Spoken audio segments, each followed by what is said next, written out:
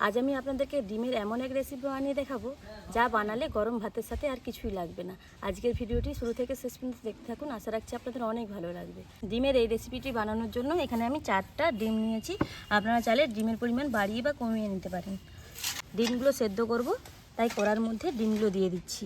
অনেকেরই ডিম সেদ্ধ করার পর ওপরের খোসাটা তুলতে অসুবিধা হয়। যদি এইভাবে ডিম সেদ্ধ করা হয় তাহলে কিন্তু ওপরের খোসাটা তুলতে কোনো অসুবিধাই হবে না।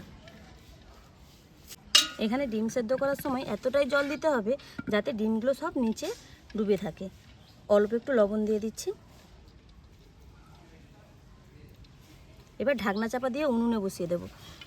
এখানে উনুনটা ধরিয়ে কড়া বসিয়ে দিয়েছি। এবার ডিমটাকে খুব ভালোভাবে সেদ্ধ করে নেব। এখানে ডিমগুলো দেখুন খুব ভালোভাবে সেদ্ধ হয়ে গেছে। এখন আমি ডিমগুলো কড়া থেকে তুলে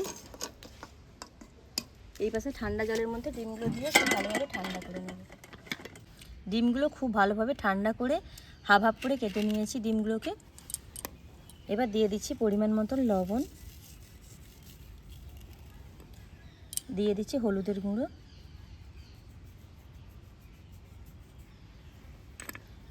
দিয়ে দিচ্ছি লাল লঙ্কার গুঁড়ো,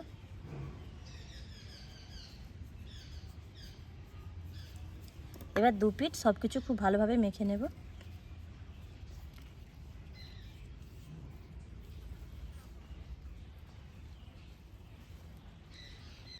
এবার এখানে একটা পেস্ট বানাতে হবে, তাই আমি একটা মিক্সিং জার নিয়েছি।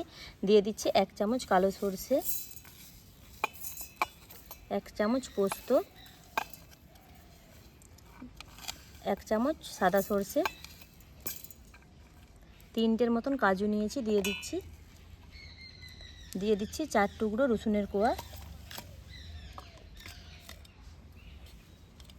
তার সাথে দিয়ে দিচ্ছি 4টে কাঁচা লঙ্কা মাঝ বরাবর একটু ফাটিয়ে দিয়ে দিচ্ছি।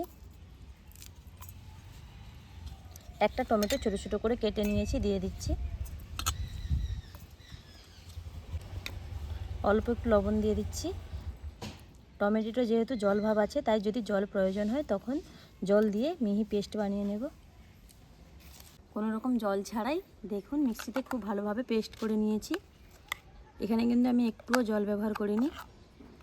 এবার ডিমগুলো ভেজে নেব, তাই উনুনে দেখুন একটা প্যান বসিয়ে দিয়েছি।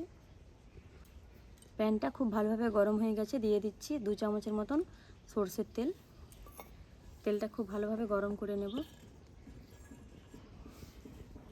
প্যানটা এখানে খুব ভালোভাবে গরম হয়ে গেছে। এবার ডিমগুলোকে ভেজে নেব। দেখুন যেই পাশটা কেটেছি সেইটা ওপর দিক করে দেব, কুসুমের দিকটা নিচের দিক করে দেব।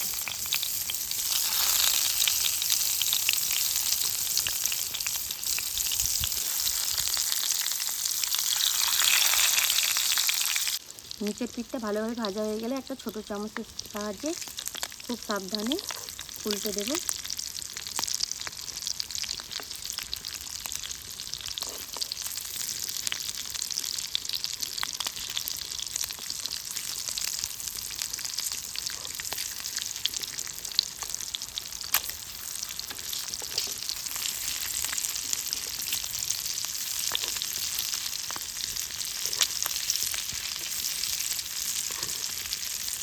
ডিমের 2 পিঠ ভালোভাবে ভাজা হয়ে গেছে। একটা প্লেটে তুলে নেব ডিমগুলোকে।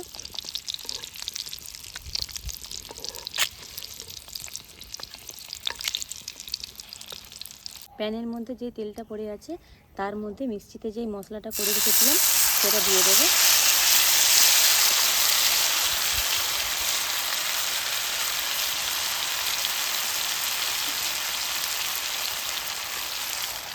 মিক্সিটা ধুয়ে একটু জল দিয়ে দিলাম।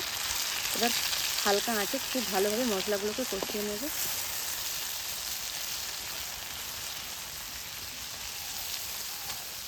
কিছুক্ষণ মশলাটাকে কষিয়ে নিয়েছি। এরপর দিয়ে দিচ্ছি অল্প একটু চিনি, দিয়ে দিচ্ছি পরিমাণ মতন হলুদের গুঁড়ো, দিয়ে দিচ্ছি কাশ্মীরি লঙ্কার গুঁড়ো, দিয়ে দিচ্ছি পরিমাণ মতন লবণ। আবারও খুব ভালোভাবে মশলাটাকে কষিয়ে নেব যতক্ষণ না মশলা থেকে খুব ভালোভাবে তেল ছেড়ে আসে। এখানে মশলাটা খুব ভালোভাবে কষানো হয়ে গেছে। দেখুন খুব ভালোভাবে লক্ষ্য করে দেখুন বন্ধুরা, মশলা থেকে তেল ছেড়ে এসছে। এখানে কিন্তু মশলাটা খুব ভালোভাবে কষাতে হবে, যেহেতু রসুন দিয়েছি। এরপর দিয়ে দিচ্ছি পরিমাণ মতন জল।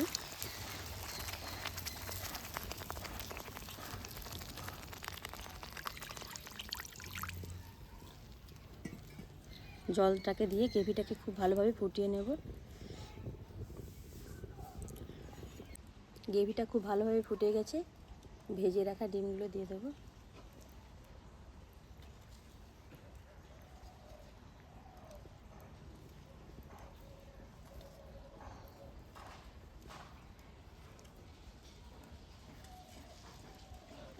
ডিমগুলো দিয়ে দেওয়ার পর কয়েকটা চেরা কাঁচা লঙ্কা দিয়েছি, দিয়ে দেব।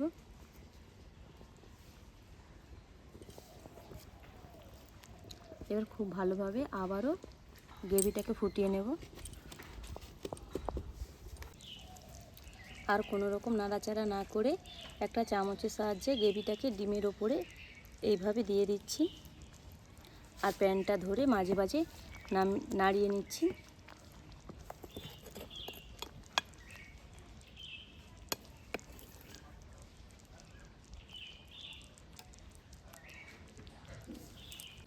ডিম পোস্ত একদম রেডি হয়ে গেছে। এবার আমি উনুন থেকে নামিয়ে 5 মিনিট ঢাকনা চাপা দিয়ে রেখে দেব।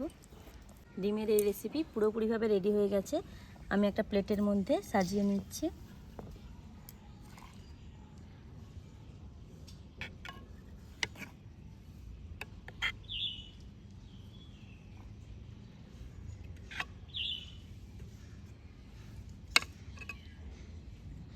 একটা প্লেটের মধ্যে সাজিয়ে নিতে দেখতে কতটা সুন্দর লাগছে দেখুন বন্ধুরা। অবশ্যই আপনারা ডিম দিয়ে এই রেসিপিটা বানিয়ে খাবেন। আজকের এই রেসিপিটা গরম ভাত দিয়ে খেতে দারুণ লাগে। আজকের এই রেসিপি আপনাদের কেমন লেগেছে কমেন্টে জানাবেন। যদি ভালো লাগে লাইক শেয়ার সাবস্ক্রাইব করে আমাদের পাশে থাকবেন। ভিডিওটি এখানেই শেষ করলাম, ফিরছে নতুন রেসিপি নিয়ে। রাধে রাধে।